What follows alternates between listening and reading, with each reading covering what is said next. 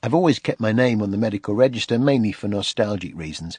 All it involves is paying a yearly subscription, and up until relatively recently, being on the register meant you could still write prescriptions. That came in handy more than once. I'd write the local teenagers out for heroin. Of course not. No, very rarely I'd write myself a prescription for antibiotics or something if I had tonsillitis.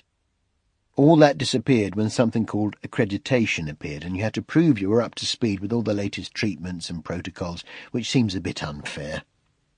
I was then listed on the register as retired. When the coronavirus pandemic reared its ugly red-pronged head, I got an email from the General Medical Council asking me whether I'd be interested in returning to work. Remember, this is some 30 years after I'd last wielded a stethoscope professionally. As the vaccination programme in this country has gotten underway, and we found our way out of repeated lockdowns, it's been easy to forget the sense of panic and fear of the unknown of March 2020 when we entered that first one. There was a genuine concern that the hospitals might be overrun and that people would be dying gasping in the streets, which resulted in the building of the huge Nightingale XL hospital over in East London.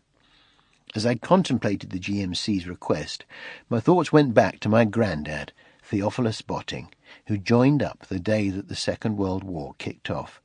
He subsequently spent 5 years away from home, fighting in the Middle East, at the Battle of El Alamein, then liberating Italy on his way home.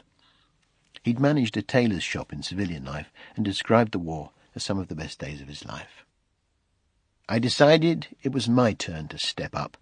I also thought it was probably the only way I was going to get a round of applause on a Thursday night. So one evening, after a few gin and tonics, I clicked on the email and filled out the form. As soon as I pressed send, I started to panic. I'd felt out of my depth when I'd been doing it every day. How would I feel 30 years later?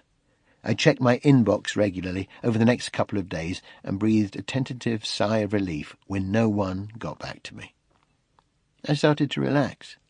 There must be thousands of doctors better qualified than me, I thought, but just like Grandpa Theo, I'd offered my services to the nation. I'd done the right thing. Then I got a phone call.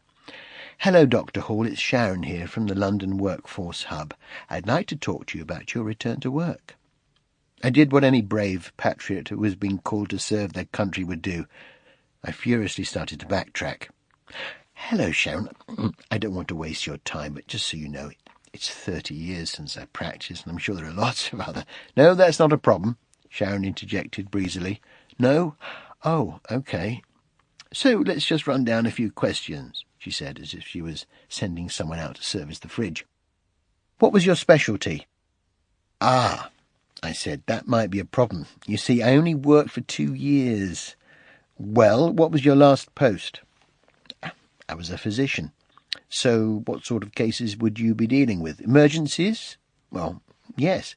"Respiratory problems?" "Well, yes, but—" "Great, that's just the sort of expertise we're looking for." As the conversation went on, I felt a rising sense of panic. "In theory, when could you start work?"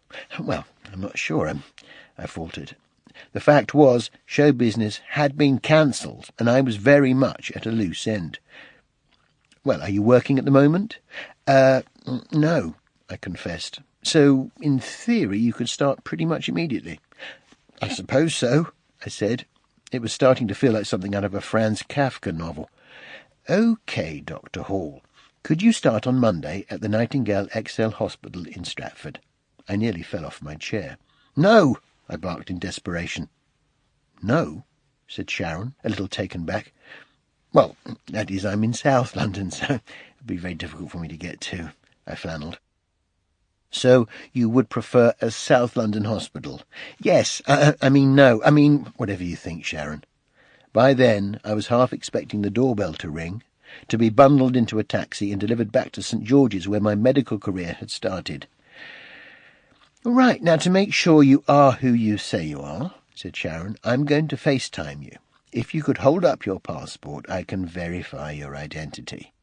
This was my last hope. Surely, If Sharon saw my face, she'd recognise me as the floppy-collared host of Alien Fun Thingy, and we'd both collapse in a heap of laughter at the very idea of me being let loose on sick people again. Imagine waking up on a ventilator and seeing my face, Sharon. I'd laugh, and Sharon would laugh too, and I'd offer her free tickets to my next show and agree to fast-track her nephew onto Junior Bake Off. We'd agree to forget all about me ever being a doctor again, and we'd part friends. It's a testament to my current standing in the showbiz firmament that Sharon, who it turns out is a lady in her mid-60s and who, from what I saw, cuts her own hair, failed to spot everyone's favourite absurdist comedian. It's a snap judgment, I know, but from what I saw, I suspect Sharon is more likely to be found most evenings curled up on the sofa with a Hilary Mantel. I cursed my lockdown beard and waited to be informed of my new post. Fortunately, in the time it took for my application to be processed, the programme of social distancing, frantic hand-washing and mask-wearing had paid off, and a second peak in mortality, which would have been caused by me joining the fray, was averted.